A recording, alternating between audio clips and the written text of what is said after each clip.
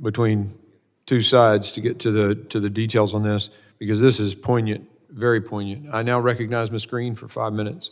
Thank you, Mr. Chairman. Colonel Paris, I'd like to carry the dialogue on about the specific timeline. I have a timeline that was given to us on the Oversight Committee yesterday when we questioned former Secret Service Director Kimberly Cheadle, as she has resigned today. But the timeline that I'd like to talk to you about is exactly what you were just discussing here. 18 minutes before President Trump took the stage, it was at 5:45 that the Butler County Emergency Services noticed Thomas Crooks on the roof, took a picture, and reported it. You stated just a few minutes before in your testimony that police or PSP were given a phone number to the Secret Service, and that Butler County Emergency Services texted or sent the picture. Was that a text? Was that a digital platform? Was it an email? How did they send the picture? So just to be clear, at that period of time, at 18:45, I don't believe the testimony was 5:45 p.m. 5:45 p.m. Yes, ma'am.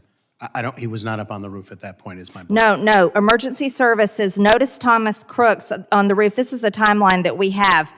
Took a picture and reported it. Who did they send that picture to? Just to be clear, they were posted in the AGR building and took a picture of him. That's what you're. Yes. Who did they send the picture to? So I only know from interviews what I can confirm to my knowledge and belief here today that a member of Pennsylvania State Police inside of the command post received that information telephonically and by text, related to the Secret Service, and then was given a number to follow up on. And that was based, again, heightened suspicion. How did they relay it to Secret Service? I believe that they verbally turned and said in the command post, this is information that I just received. And then in follow-up to that, as directed from the interview that I was briefed on, that was forwarded by text as requested by the Secret Service. Can you give us copies of that communication and that phone number that was given to them for Secret Service? So that's part of the ongoing investigation, and I would defer to the legality of. Can you find that information and provide it to our committee? I will look to see if legally I will consult Chief Counsel within the State Police, but it is an ongoing criminal investigation at this point. Maybe I'll give you a call sometime. Your number still 911? Oh, righty then. So after it was reported, President Trump took the stage at 6:03 p.m. All of this took place. This was 18 minutes before President Trump actually took the stage at 6:03 p.m. President Trump was shot in the face at 6:11 p.m. This has all been reported, these timelines. Why do you not have a timeline? Because it's not the timeline is going to be critical for the after action report. Obviously, we're conducting an investigation with the FBI. We have been deferential to the FBI in terms of what has been released to the media. I was present for one press briefing on the night of Saturday night, July 13th, and we've been deferential to the FBI on that. So I would refer you to the FBI. The timelines that you're quoting, I just want to be clear on the record. To my knowledge and belief, I don't have a minute-by-minute timeline. I've had multiple briefings about what these interviews have gleaned, but they're from the perspective of PSP investigating the homicide and the 2 attempted homicides. Thank you, Colonel. During the event, at what point in the day was someone from your team first made aware that there was a potential suspicious person or possible threat? So based on my knowledge and belief, that information relayed to the command post from Butler ESU, in terms of Crooks, was the first time that I'm aware of. Again, keeping in mind, I've heard estimates that there were 13,000 people there. There were multiple people identified as suspicious, several that were identified in that area. Yes, thank you. Now, you stated before in your questions that you haven't seen an operation plan, but didn't your team participate, and why haven't you seen the plan? So as my answer prior on the record, I've asked for it. The state police has asked for it. We have yet to receive it.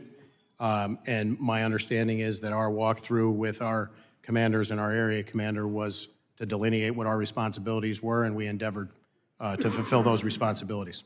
Who was the Secret Service agent in charge of the advance team? I don't know the name of the agent. How was PSP supposed to communicate with Secret Service on the advance team? You mean in the planning leading up to, my understanding is, as is typical, we're notified. We were notified by email on July 5th.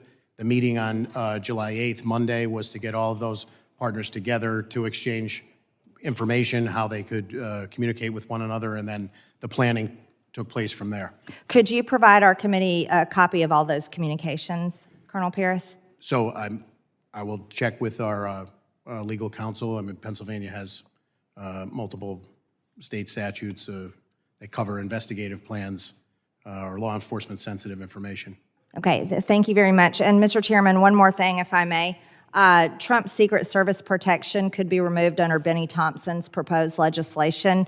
This legislation was introduced while the politically weaponized government was prosecuting former President Donald Trump.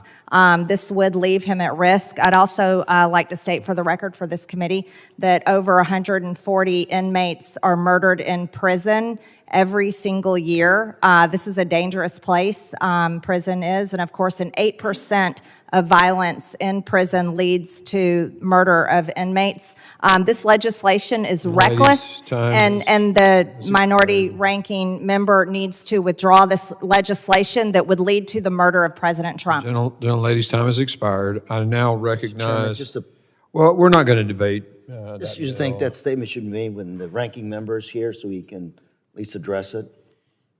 Thank you. He made his point earlier about his bill. There's a difference of opinion, I suppose. But we're just, y'all are out. Okay. I now recognize Mr. LaLota for 5 minutes question. Thank you, Chairman. 10 days ago. Thank you, Mr. Goldman.